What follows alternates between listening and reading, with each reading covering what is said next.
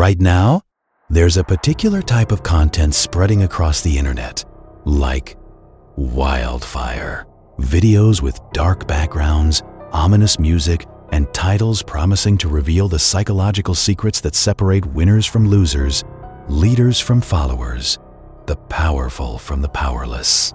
They call it dark intelligence, strategic thinking, or the art of psychological warfare.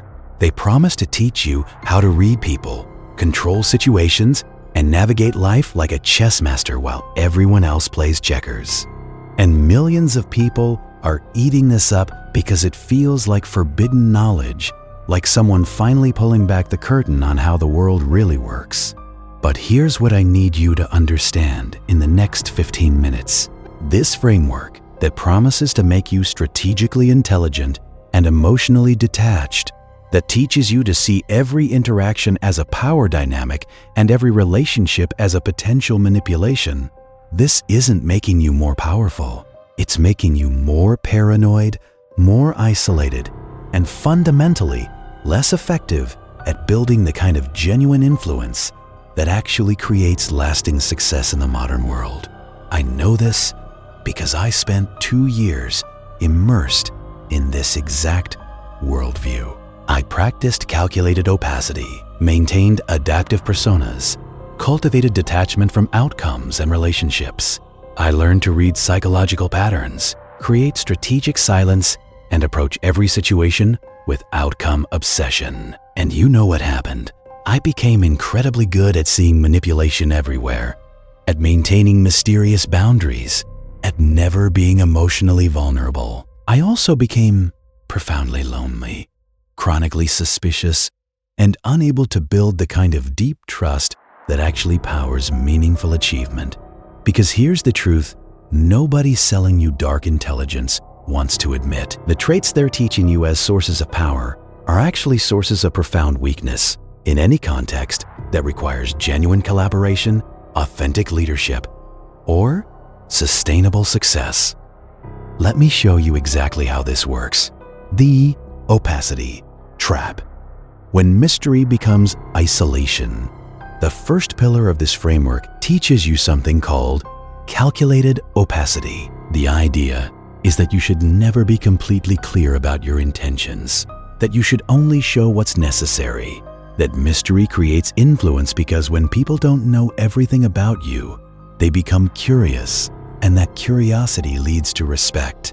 You're told that successful people master this principle, that they reveal just enough to keep people engaged, but never enough to lose their advantage. And yes, there's a kernel of truth here about not oversharing or being strategically thoughtful about disclosure. But watch what actually happens when you internalize this as a core operating principle. You start treating every conversation as an information protection exercise. Someone asks you a simple question about your weekend plans, and instead of giving a straightforward answer, you give a vague, mysterious response to maintain intrigue. Someone asks about your work, and you provide calculated half-truths designed to position you advantageously rather than actually communicate. The framework tells you this makes you interesting and influential, but here's what it actually does. It makes you exhausting to be around, because genuine human connection requires reciprocity and vulnerability. When you're constantly managing what you reveal, constantly maintaining mysterious boundaries, constantly treating normal social interactions as strategic chess moves, people don't become more curious about you. They become less interested in getting to know you at all. They sense that you're performing rather than connecting, and they naturally gravitate toward people who make them feel comfortable and valued rather than constantly analyzed and managed. I've watched this pattern destroy relationships and careers. Men who think they're being strategically mysterious when they're actually just being unnecessarily guarded and difficult to work with. They wonder why they're not invited to social gatherings, why they're not included in important projects, why they don't develop close friendships or trusted partnerships. And they tell themselves it's because people are intimidated by their strategic intelligence or jealous of their mysterious allure. But the reality is much simpler. People avoid them because being around them feels like work rather than connection. The most influential people I know aren't the most mysterious. They're the most genuine while also being appropriately professional. They share openly about their experiences, their challenges, their thinking processes. They make people feel included and valued rather than constantly kept at arm's length. And paradoxically, this openness creates far more influence than calculated opacity ever could. Because when people feel like you actually trust them and care about them, they become genuinely invested in your success. When they feel like you're constantly managing information to maintain advantage over them, they become invested in protecting themselves from you. The adaptive persona trap, becoming nobody. In particular, the second trait teaches you to develop an adaptive persona, to adjust your personality based on who you're talking to present different aspects of yourself in different situations. You're told this isn't being fake, it's being effective. That smart people study whoever they're talking to and adjust their communication accordingly, speaking to analytical people with facts and emotional people with feelings, being like water that takes the shape of whatever container it's in. And once again, there's reasonable advice buried here about communication flexibility and meeting people where they are. But notice what happens when you take this to its logical conclusion. You start fragmenting your personality into dozens of different versions depending on context. You're one person with your boss, another person with your peers, a different person with clients, yet another version with friends, and a completely different version with family.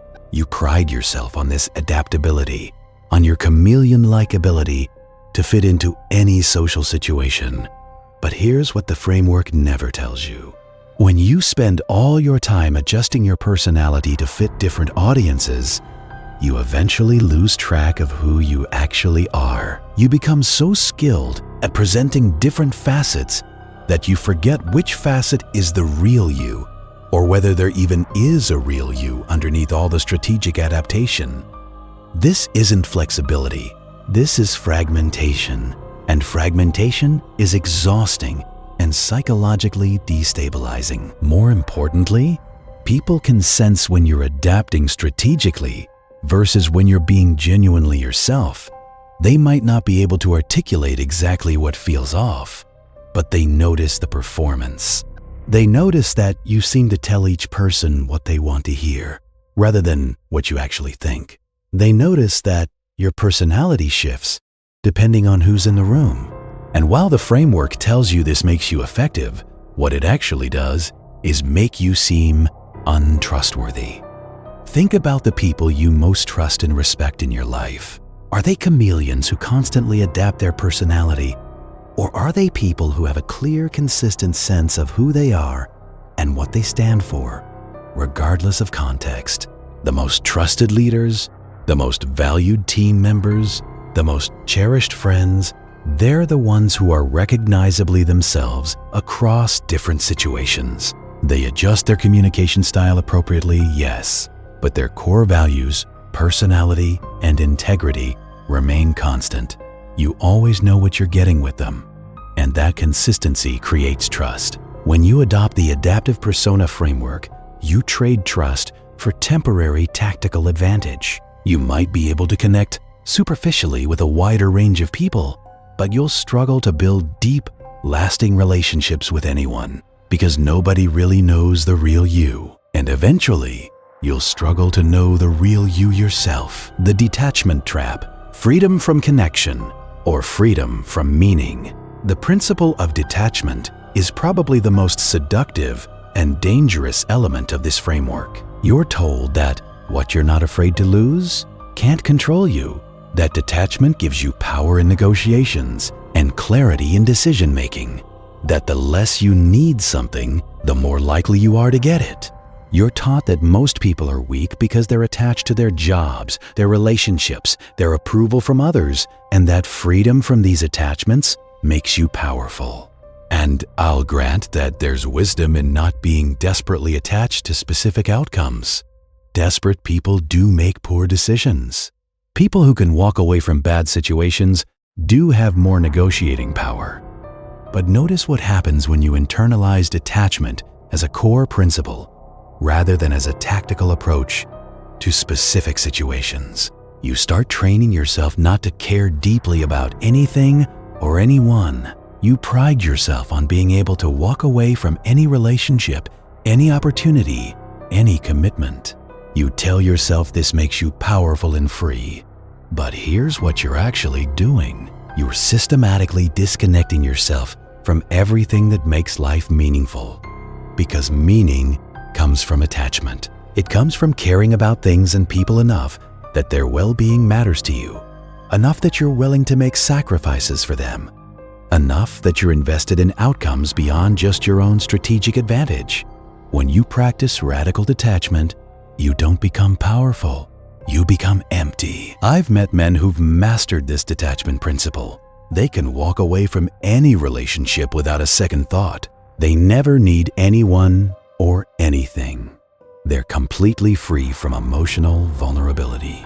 They're also profoundly, devastatingly lonely, because the same detachment that protects them from being hurt also prevents them from experiencing genuine love, genuine friendship, genuine purpose.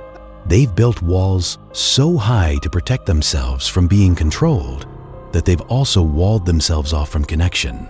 The framework tells you that detachment protects you from manipulation, and that's partially true.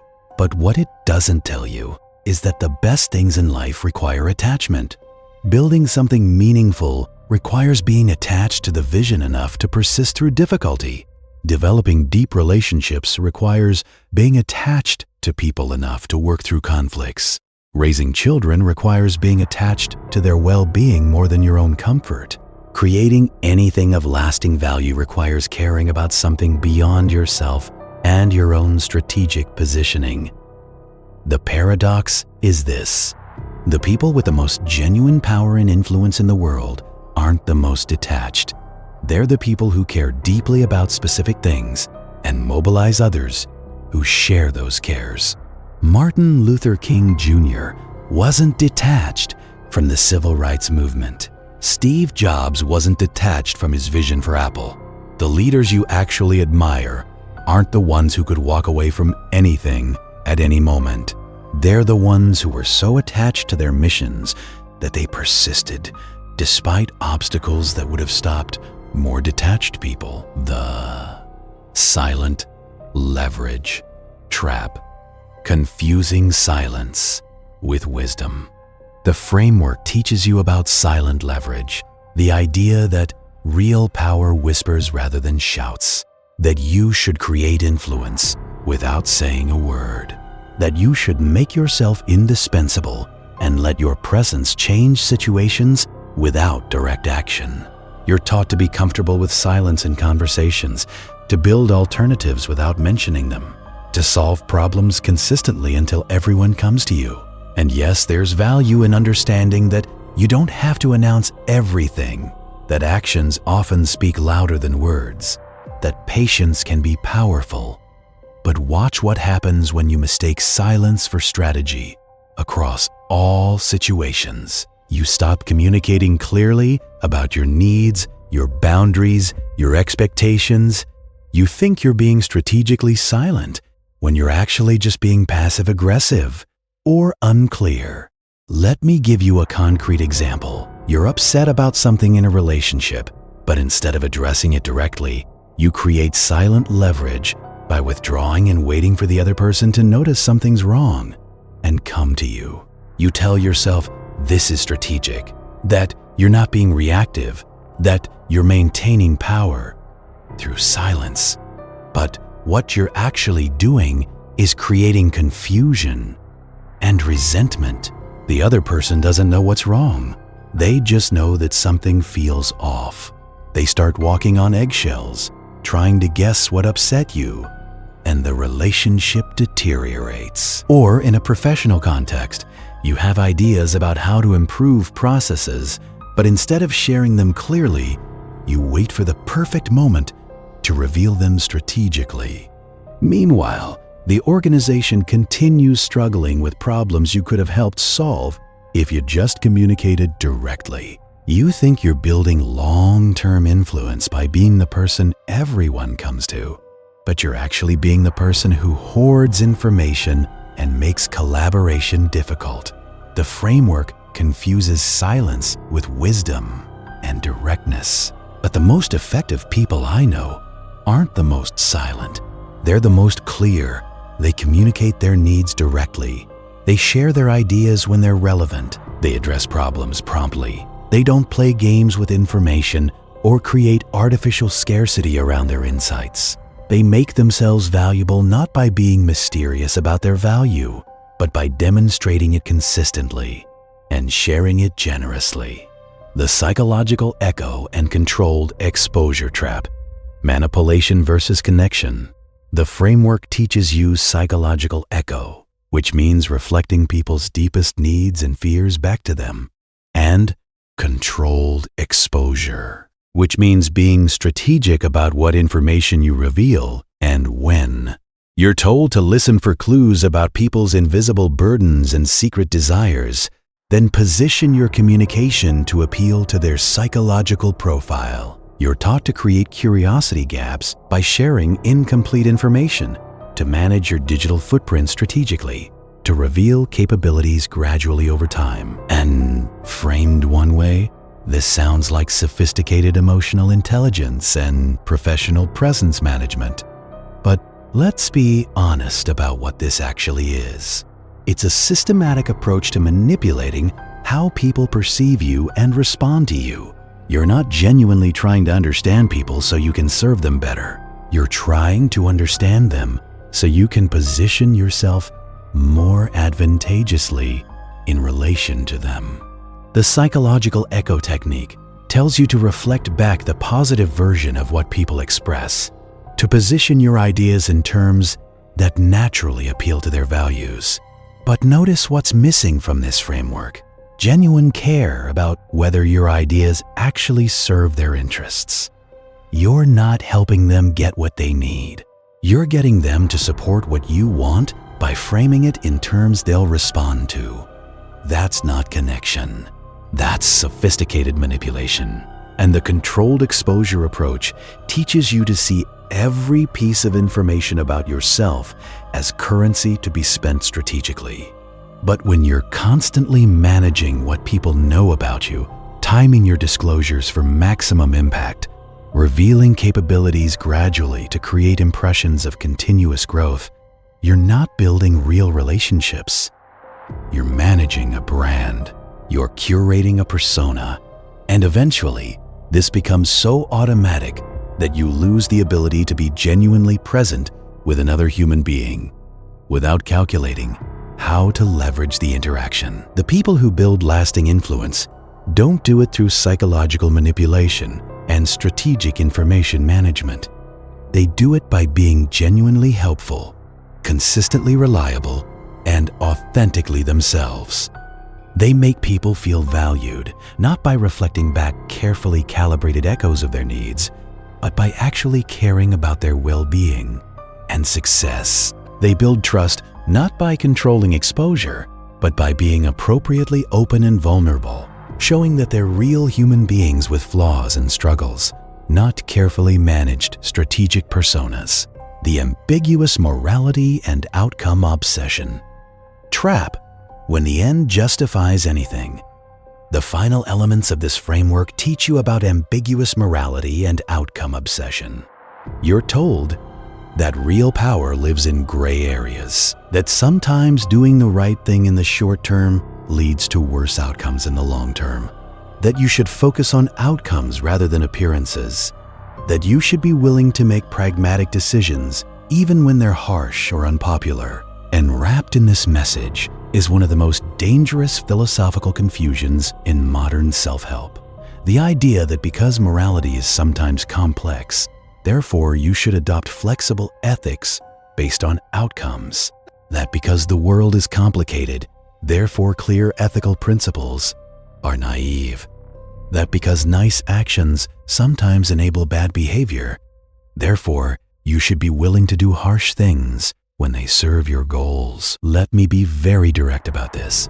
This is exactly how people justify terrible behavior. Every authoritarian leader, every corrupt business executive, every person who's done genuinely harmful things while maintaining that they were being pragmatic and strategic, they all use this exact reasoning. They tell themselves that their actions serve the greater good, that they're making difficult decisions that others are too weak to make, that they're focused on outcomes rather than being constrained by simplistic morality. The framework tries to distinguish this from selfishness by saying you should make pragmatic decisions that serve the greater good rather than just yourself.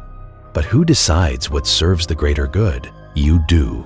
Which means, in practice, ambiguous morality becomes a sophisticated way of justifying whatever you've already decided you want to do. You can always frame your self-interested actions as pragmatic decisions that serve some larger purpose. And outcome obsession, taken to its logical conclusion, becomes equally problematic. Yes, you should care about results rather than just effort. Yes, you should be willing to change course when things aren't working. But when you become obsessed with outcomes to the exclusion of everything else, you lose sight of the relationships, values, and integrity that make success meaningful. You start treating people as instruments for achieving your goals. You start viewing every decision purely through the lens of whether it moves you toward your objectives, regardless of how it affects others. The most dangerous people in any organization aren't the ones who lack intelligence or capability. They're the ones who are smart and capable, but have convinced themselves that their outcomes justify their methods. They're outcome obsessed with ambiguous morality, which means they'll do whatever they think necessary to achieve their goals, while maintaining that they're being strategic and pragmatic rather than selfish or harmful. The real path forward, strategic integrity over dark intelligence. So if this entire framework is flawed, what's the alternative? Because the problems it identifies are real. People do sometimes manipulate. Relationships do involve power dynamics. Success does require strategy. The question isn't whether to be thoughtful and intentional. The question is whether you approach these realities from a place of manipulation and detachment, or from a place of integrity and genuine connection. The alternative I'm proposing is what I call strategic integrity. It means being thoughtful about communication without being calculating and manipulative. It means understanding human psychology so you can be more helpful and effective, not so you can control and leverage people. It means caring about outcomes while also caring about the people and relationships involved in achieving those outcomes. It means being appropriately professional and boundaried without fragmenting yourself into dozens of different strategic personas. Strategic integrity looks like this. You're clear and direct in your communication because you respect people enough to give them accurate information rather than strategic half-truths. You're consistent in who you are across contexts because you've developed a strong sense of self rather than adapting chameleon-like to every audience. You care deeply about things and people because you understand that meaning comes from attachment, not detachment. You share your knowledge and insights generously because you're building genuine value, not hoarding information for strategic leverage. You make decisions based on clear ethical principles rather than flexible situational ethics. You focus on outcomes, yes, but outcomes that include maintaining your integrity and building sustainable relationships. You understand power dynamics without seeing every interaction as a power play. You set boundaries without being coldly detached from caring about others.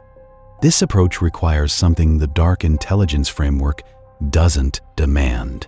It requires you to actually develop genuine capabilities and character, rather than just learning to manipulate perceptions and manage information. It requires you to build real value, rather than just positioning yourself strategically. It requires you to be someone worth trusting, rather than just someone who's good at controlling how they're perceived. And here's what nobody selling you dark intelligence wants you to know. Strategic integrity is far more powerful than dark intelligence in any context that matters. Yes, dark intelligence might give you short-term tactical advantages in certain situations, but strategic integrity builds the kind of lasting influence, genuine trust, and meaningful success that actually matters over a lifetime. The choice isn't between being strategically intelligent or emotionally reactive. It's between being strategically manipulative or strategically authentic. Choose wisely.